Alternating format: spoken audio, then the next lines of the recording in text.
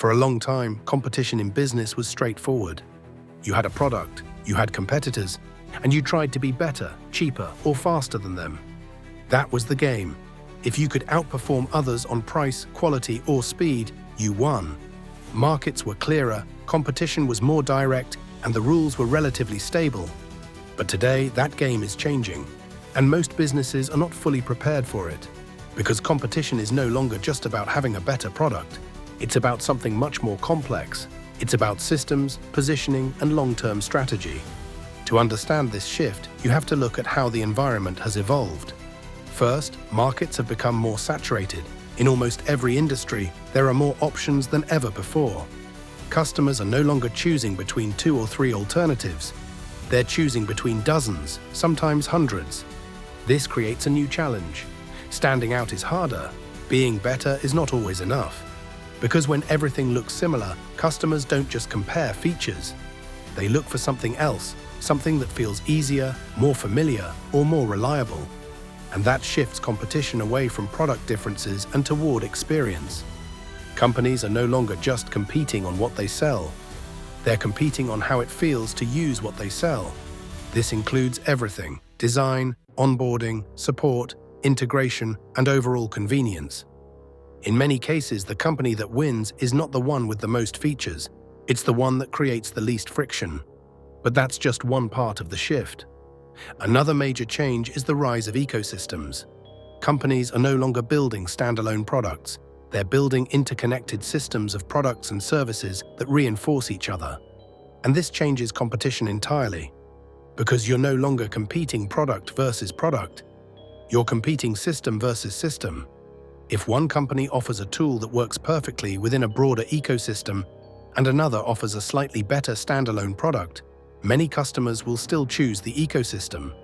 Why? Because it's easier. It fits into what they're already using.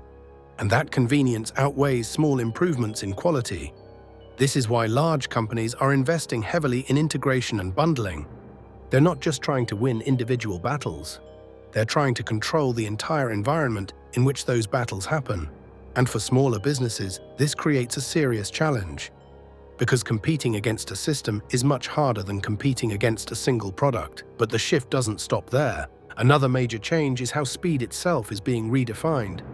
In the past, speed meant moving fast, launching quickly, scaling aggressively, reacting instantly. But now, speed is becoming more strategic. It's not just about moving fast. It's about moving in the right direction, consistently. Because in a complex environment, moving fast in the wrong direction creates more problems than it solves. This is why you're seeing more companies slow down in certain areas. They're becoming more deliberate, more focused, more disciplined, because the cost of mistakes has increased. And in this new competitive landscape, precision matters as much as speed. There's also a deeper shift happening in how value is created. In the past, value was often tied directly to the product. Better product, more value. But today, value is distributed across the entire experience. The product, the service, the ecosystem, the brand, the trust, it all contributes. And that means competition is happening on multiple levels at once. A company might have a great product, but lose because its onboarding is confusing, or because its integration is weak, or because customers don't trust the brand. So winning requires alignment across everything, not just excellence in one area. And that's difficult, because it requires coordination, clarity, and long-term thinking. Which brings us to another important shift. Competition is becoming more long-term. Short-term wins are still important, but they are not enough. Because the strongest advantages today are built over time. Ecosystems take years to develop. Trust takes years to build. Customer relationships take years to strengthen. So companies that focus only on immediate gains often fall behind in the long run. But here's the problem. Many businesses are still operating with old assumptions.